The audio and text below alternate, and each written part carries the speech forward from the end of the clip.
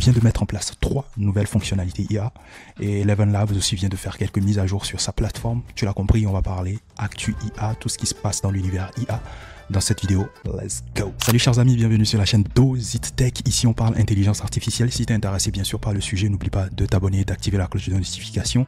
N'hésite pas aussi à t'abonner à nos différents réseaux sociaux présents en description. Bien évidemment, aujourd'hui on va faire le tour d'horizon des actualités qui se passent dans le monde de l'intelligence artificielle. On va commencer par Google Chrome. Je pense que vous êtes nombreux à utiliser Google Chrome en tant que navigateur. Donc Google Chrome vient de mettre en place des fonctionnalités IA assez intéressantes.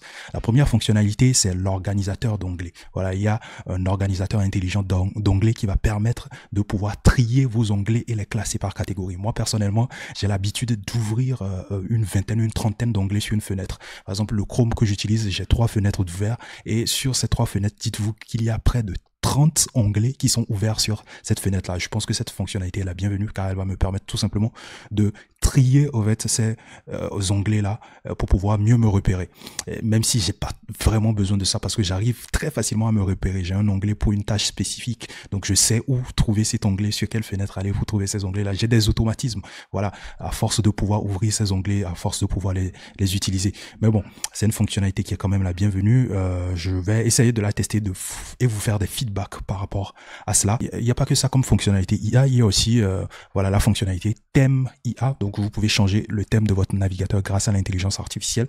En vrai, le changement de thème est plus lié au changement d'image, voilà, au background du navigateur par exemple. Et donc quand on parle d'image, on pense tout de suite à IA génératrice d'images, Midjourney, Stable Diffusion Daily, etc. Donc aujourd'hui, tu peux l'intégrer dans n'importe quelle application. Les IA génératrices d'images sont très simples à intégrer dans n'importe quelle application. Il suffit d'avoir accès à un modèle via une API et tu intègres donc l'API voilà, dans ton SaaS ou dans ton outil ou dans l'application que tu es en train de développer. Et je pense que c'est ce qu'ils ont fait là. Donc ils ont juste rajouté un petit formulaire avec quelques petits selects où tu sélectionnes voilà ce que tu veux avoir, le mood, le style dans lequel tu veux avoir ta vidéo.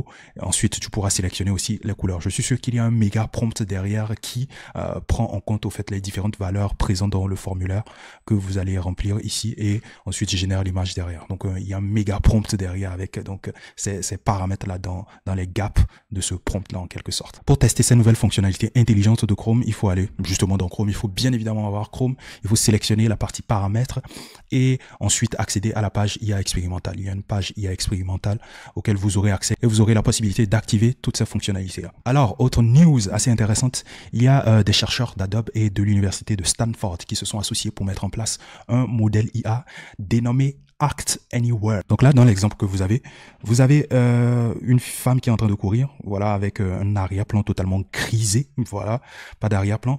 Et sur la deuxième image, je mets une pause, vous avez donc cet arrière-plan-là, voilà, de l'eau turquoise ou je ne sais quoi, ici, voilà, vous avez cet arrière-plan là, et vous avez un arrière-plan qui est attribué à la photo de la femme qui est en train de courir. Donc le résultat final, c'est qu'elle est véritablement en train de courir sous cet arrière-plan, parce que ce qu'il y a au milieu, ce sont des images, des arrière-plans qu'on aimerait incruster dans la vidéo initiale, qui se retrouvent au milieu ici. Et là, on a l'output, la vidéo finale ici. Donc résultat, on a une femme qui est en train de courir et un canard qui est véritablement dans l'eau qui a été pris comme arrière-plan. Et ce modèle vient pallier au problème d'insertion de background dans des vidéos de manière naturelle. Parce que il y a certaines vidéos parfois où on essaie d'insérer des arrière-plans, mais ça se voit véritablement qu'on a forcé que ce sont des faux arrière-plans derrière. Ce modèle vient insérer ces arrière-plans de manière naturelle dans la vidéo. Et c'est ce qui est très intéressant avec ce modèle IA. On y reviendra de toutes les façons en détail dans une autre vidéo. On va voir les différentes technos derrière. Comment est-ce que ce modèle fonctionne réellement derrière. On reviendra dans une vidéo par rapport à ce modèle. Autre news assez intéressante, il s'agit de Kanye West. Tu vas te demander, ouais, Kanye West, qu'est-ce qu'il fout véritablement dans ces news IA?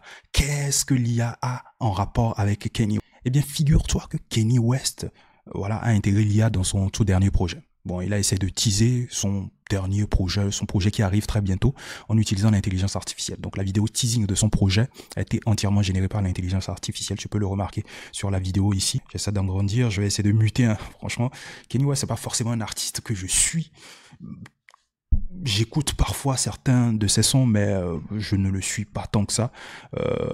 On sait tous que Kanye West est connu pour ses buzz à répétition. Voilà, il aime attirer l'attention sur lui, surtout lorsqu'il a un projet à sortir.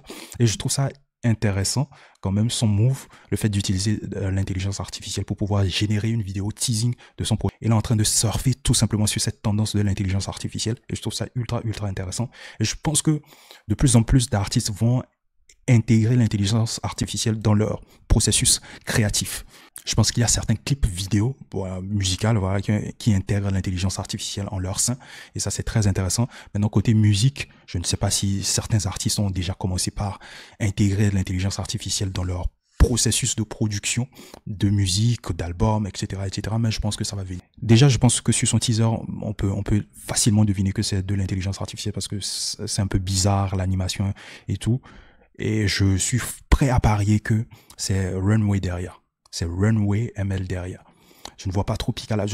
La plupart des projets où j'ai vu des artistes utiliser de l'intelligence artificielle dans leurs clips, par exemple, c'était beaucoup plus sur Runway. C'est pour ça que je parie un peu plus sur Runway ML. Dites-moi de toute façon ce que vous en pensez, que pensez-vous de Kanye West et tout. Donc, dites-moi tout en commentaire. Donc, autre news intéressante qui n'est pas passée inaperçue, qui n'a pas échappé à mon radar des actualités IA, c'est Google AI qui a développé donc Lumière, un nouveau modèle de conversion de texte en vidéo. Donc, c'est du texte to vidéo ici. Vous allez vous dire, ouais, il y a une panoplie de modèles texte vidéo. Il y a Stable Video Diffusion qui est sorti. Il y a Pika Labs qui fait son bonhomme de chemin. Il y a Runway aussi qui fait de très belles choses aussi de son côté. Et il y a Google aussi qui se mêle à la danse. Meta aussi a son propre modèle de texte to vidéo aussi. De plus en plus d'entreprises commencent par s'intéresser au domaine du texte vidéo, au domaine de la génération de vidéos par l'intelligence artificielle. Donc ce modèle peut créer des clips entiers à partir des prompts et possède des fonctionnalités assez uniques telles que la génération stylisée, le montage vidéo, etc., etc. Donc vous pouvez styliser votre vidéo, vous pouvez lui dire ok, j'aimerais que cette vidéo soit dans ce style précisément. Donc fais-moi le job. Donc pour voir à peu près ce qui s'est fait sur Lumière, vous allez sur lumière-video.github.io. Je vous mettrai certainement le lien en description. Vous allez là-dessus et vous aurez la possibilité de voir tout ce qui a été fait avec Lumière, la qualité des vidéos générées. Je trouve que la qualité, ce n'est pas encore ouf, mais c'est pas mal. C'est pas mal. Donc vous avez la partie stylisation de ce que vous générez. Voilà, hop. Donc vous avez une explication de comment est-ce que ça fonctionne derrière. On va revenir un peu plus en détail dans une vidéo si vous voulez. Vidéo dans laquelle je vous expliquerai à peu près ce schéma-là en détail. Je vais vous expliquer pas à pas ce schéma-là. Qu'est-ce que ça veut dire réellement ce schéma? Donc on va aussi parler de Eleven Labs. Eleven Labs vient de sortir le Dubbing Studio. Le Dubbing Studio, c'est en quelque sorte lié à la fonctionnalité dubbing que je vous avais présenté. La fonctionnalité dubbing, pour ceux qui ne le savent pas, c'est cette fonctionnalité qui vous permet tout simplement de pouvoir doubler une vidéo en quelques secondes, en quelques clics. Je vais vous montrer. Donc lorsque je vais sur mon Eleven Labs, vous allez voir que là j'ai accès au dubbing. Le dubbing c'est ça, comme je vous le disais, il permet de doubler en quelque sorte votre vidéo. Donc j'ai fait quelques tests dubbing ici. Donc, vous pouvez voir ce que j'ai fait comme test ici. Voilà, donc vous avez la vidéo qui a été It is now possible to generate designs for flyers, banners or pens, etc. on ChatGPT. How does this happen? Well, now in the plugin store of ChatGPT, you can find the Canva that you usually. Donc voilà à peu près ce qu'il fait. Et ça c'est en un seul clic. Il vous suffit juste de remplir ce formulaire là. Vous mettez le nom de votre projet. Vous choisissez la langue source de votre vidéo. Ensuite vous choisissez la langue cible, c'est-à-dire dans quelle langue vous voulez traduire votre vidéo. Et ensuite vous pouvez uploader votre vidéo. Vous pouvez insérer un lien YouTube, TikTok, etc., etc. Donc vous n'avez pas forcément, si c'est une vidéo YouTube, vous n'avez pas forcément besoin de la télécharger en local et ensuite l'uploader sur la plateforme. Vous insérez juste le lien et lui se charge de faire tout le travail derrière. Et voilà, en gros. On revient sur le Dubbing Studio. Le Dubbing Studio, ça va vous permettre en quelque sorte d'éditer la vidéo qui est générée après le doublage. Donc parfois le doublage peut ne pas être parfait ou peut ne pas correspondre à ce que vous voulez réellement faire, ce que vous imaginez en tant que doublage. Donc ils ont mis en place un Dubbing Studio qui va vous permettre tout simplement de faire le montage, de bien ajuster le doublage à des instants précis parce que parfois il peut y avoir des décalages en termes de doublage sur ces vidéos là, donc c'est pas très agréable à entendre aussi. Donc vous pouvez gérer tout ça voilà dans un éditeur de vidéo qui va vous permettre donc d'agencer les choses, d'arranger les choses pour que le doublage soit ultra parfait comme vous le voyez ici. En tout cas, pour moi, c'est une grosse mise à jour, hyper intéressante et c'est un game changer quand même pour les créateurs de contenu. Donc voilà tout pour les actus IA du moment.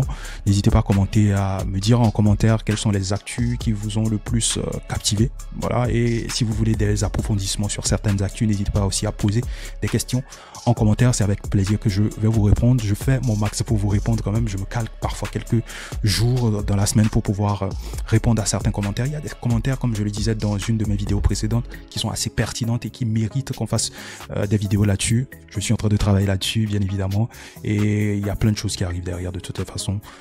Je vous retrouve tout simplement à la prochaine, les gars. Prenez soin de vous. Peace out.